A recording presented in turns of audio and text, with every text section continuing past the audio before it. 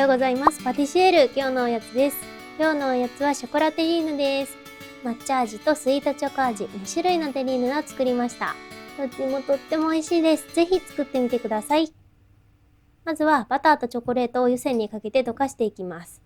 先にバターを入れていくと、チョコレートも溶けやすいですし、高温になりにくいです。湯煎はボコボコ沸いているものを使ってしまうとチョコレートがダメになってしまうので、一度沸いたものを火から下ろして使っていきます。で、置いておいている間に卵を割って砂糖を加えていきます。チョコが溶けるまでは結構時間がかかるので、この間に型準備とかしたりしててもいいです。すぐに卵に取り掛かるとちょっとチョコは溶けきってないかもしれないです。卵をよく溶いていきます。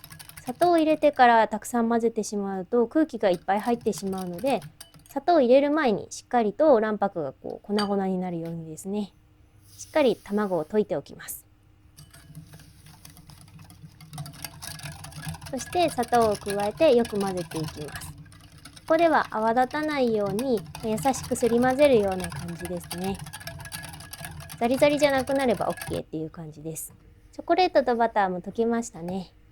チョコレートは60度以上にならないようにしましょう。50度ぐらいが OK です。代わりに卵を温めていきます。卵は30度から40度ぐらいに温めていきます。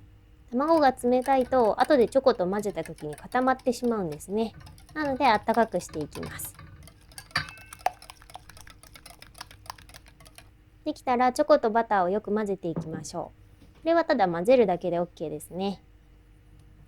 ダマになったりとかしないので、ちゃんとムラなく混ざっていれば OK です。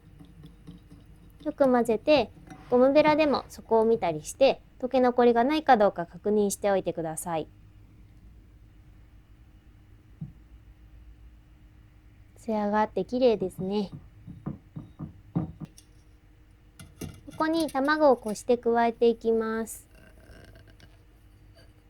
卵の辛さとかがいろいろ残ってたりするので、ここでこすことでより滑らかな食感に仕上がります。で、中心からよく混ぜていきましょう。ここをちょっと中心から小刻みに混ぜていくことで、すごくツヤっとプルッとした生地になります。今ちょっと周りがザラッとしてると思うんですが、これを真ん中のところを重点的に混ぜていくことで、ツルツルっとした生地になります。これが乳化って言って、水分と油分がしっかり混ざった状態ですね。こうなっている生地はとっても美味しい生地になります。だいぶ違いますよね。ちょっと色も濃くなったような感じになって、ツヤがあってプルンとした感じです。これがしっかりとした生地です。美味しそうですよね。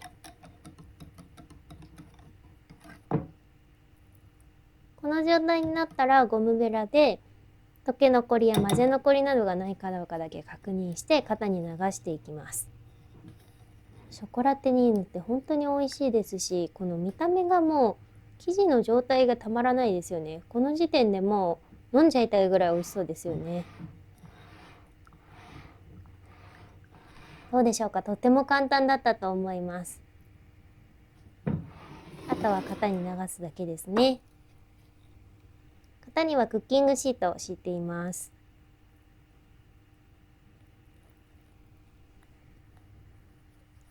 今回は湯煎焼きという方法をしていきます。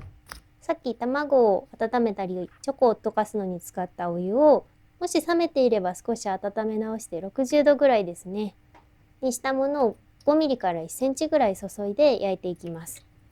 見やすいように動画では今注いでいるんですけど、皆さんは鉄板をオーブンにセットした後にお湯を注いで OK です。170度のオーブンで20分ほどですね。これは結構生地の温度とか状態によって焼き加減が違うので、しっかりこの状態を見てください。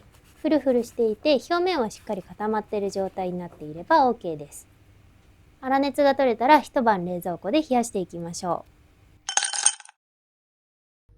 はい、今度はホワイトチョコのテリーヌで抹茶味っていうものですね。バターと生クリームとホワイトチョコを湯煎にかけていきます。ホワイトチョコの方がちょっと扱いが難しいんですよね。なので、こっちの方がちょっと上級者のお菓子だと思ってください。湯煎にかけて温めていくんですけど、さっきスイートチョコは50度ぐらいって言ったんですが、ホワイトチョコは50度以上になるともうその時点でダメになってしまうので、こまめに混ぜたりとか生地の確認をしながら40度ぐらいですねになるようにしてください。こちらも溶かしている間に卵を用意します。卵をよく溶いたら抹茶と砂糖を混ぜたものを加えていきます。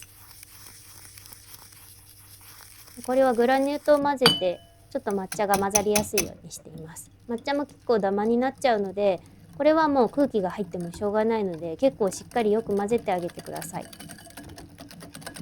抹茶のお菓子も美味しいですよね。抹茶が入ってるっていうだけでもうたまらなく大好きなお菓子になります。冬でも抹茶アイスとかも結構食べたくなりますもんね。よく混ぜて滑らかになったらゴムベラで混ぜ残りをチェックします。綺麗な抹茶の色ですね。ちょっとダマがありますが、これも後でこすので大丈夫です。よく混ぜておきましょう。できたら先ほどのホワイトチョコですね。よく溶けたら中心から混ぜていきましょう。ここが結構大事なポイントです。ホワイトチョコの方がスイートチョコより乳化がしにくいんですね。カカオ分が少ないのでちょっと作るのが難しいです。しっかりと滑らかな状態、ツヤがある状態になるようにしてください。中心からしっかり混ぜるっていうのは一緒ですね。ここでツヤツヤのガナッシュができていれば OK です。ゴムベラで必ず混ぜ残りもチェックしましょう。これちょっと緑になってると思うんですけど、卵混ぜてたゴムベラと泡立て器そのまま使って大丈夫です。そして先ほどの卵と抹茶ですね、加えていきます。ここでちょっと分離が心配だよっていう方は2回か3回に分けて加えても OK です。今回も中心からよく混ぜていきます。ふるっとした生地になれば OK です。ちょっとスイートチョコほどはプルッとしないんですけど、こんな感じでツヤがあって滑らかで綺麗な生地に仕上がりました。美味しそうですね。あとはほとんど一緒ですね。しっかりゴムベラで混ぜ残りがないかどうかチェックします。ツヤがあって綺麗な生地が美味しい生地です。こうなったら今度はこの時点で1回こして型に流していきましょう。ホワイトチョコも結構ダマになったりすることがあるので、こっちは生地が完成してからこしています。ホワイトチョコだけのテリーヌだと結構甘くてきついなっていう感じなんですけど、抹茶が入るだけでとっても美味しくなりますね。抹茶も結構苦いと思うんですけど、甘い抹茶が私は大好きです。美味しいですよね。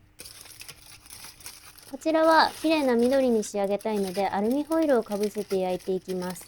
さっきのスイートチョコの方ももし表面が焦げたりとか硬くなりすぎるようだったらアルミホイルをかぶせてあげてください。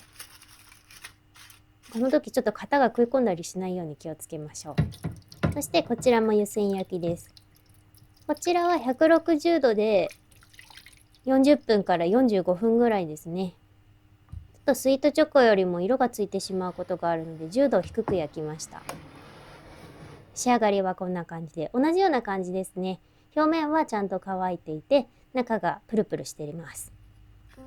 さあカットしていきますよ。もし型から外れにくい場合は湯煎に当てたりバーナーとか温かいタオルで型を温めると外れやすくなります。そして包丁も湯煎で温めて切るとこのように断面がツヤっと美味しそうに仕上がります。最後までご覧いただきありがとうございました。たまんないですね。ワンカットでもかなり濃厚でお腹がいっぱいになります。口の中でとろけてほっぺもとろけそうです。ぜひ作ってみてください。